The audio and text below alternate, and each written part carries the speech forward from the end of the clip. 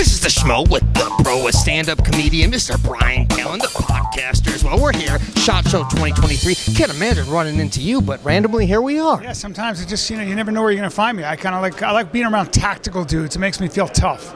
Yeah. You know what I mean? A lot of testosterone.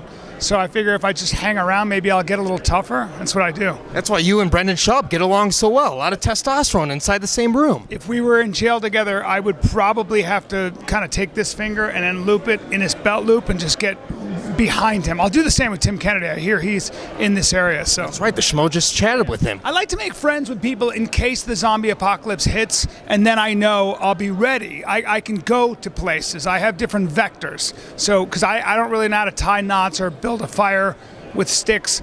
But if you have friends that do that, then what you can do is just be there to make them laugh. So you're comedic relief, and you need to laugh in the zombie apocalypse. So that's what I'm doing here. Maybe that's your only way to survive. That's all I have to offer. I don't have my looks. I'm not attractive. I'm an old man now, so I can't. Nobody wants to have sex with me. No tactical guys. But I would do it if it meant I had to do it for America or my own survival. At least you still have hair. Well, it's jumping ship quick. Yeah, the Schmo can relate to that. I don't know about that. You have very thick hair. We're disguising it pretty well. We're still in our 30s. Oh, okay. All right. Yeah, you have good skin. You have 30-year-old skin. We appreciate that. Talk to the Schmo for a second. Who's on your Mount Rushmore of top comedians all time, dead and alive? Your Mount Rushmore. George Carlin, Richard Pryor. I mean, you got to give it up to Dave Chappelle because he's got such guts. And then, of course, I love Bill Burr.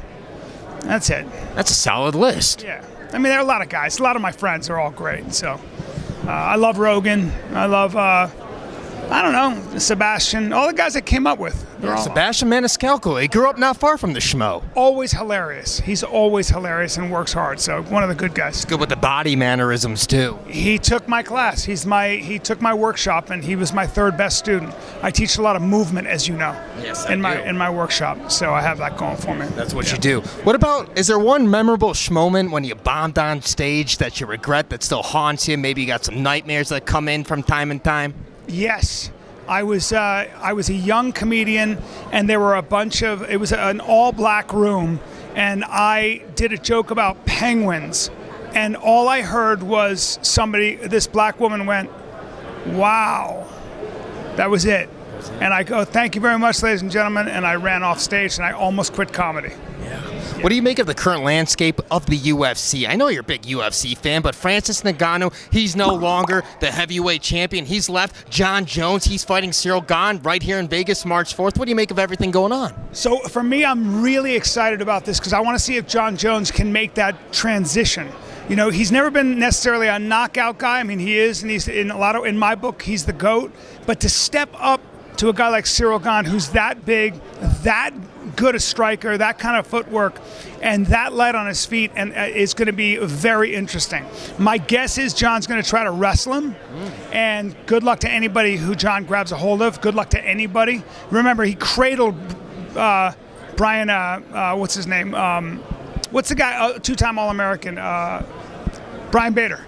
You know, Ryan Bader. Took guys, he took Daniel Cormier, two-time Olympian, down. He just double-legged him and took him down. So if he grabs on to Cyril Gane, it's going to be a very interesting experience. So you're predicting John Jones wins this fight? I never bet against John Jones. But if there's anybody that's going to beat him, it's Cyril Gane. But I would never bet against John Jones. He's just too improvisational. His fight IQ is too high, and you never know what he's going to do. He might just change it up. It's like Ali. Like, you could train for something, and then all of a sudden he's doing stuff that's not even in the book. You're like, well, where are these elbows coming from? He's front kicking me. What is he doing? It's 1,000 things. Did he take the Bryan Callen class of movement? That's classified. There it is. That's classified. They do, but as you know, I incorporate a lot of dance in my fighting, and a lot of expression.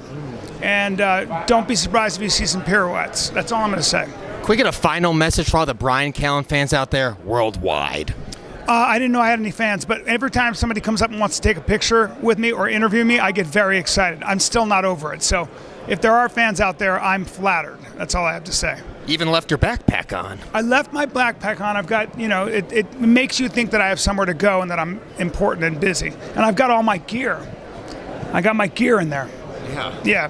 What's in the bag? Well, I have a small dog, okay, trained to bite, and then I have, just my tactical stuff in case things hit the fan. You know what I'm saying, bro?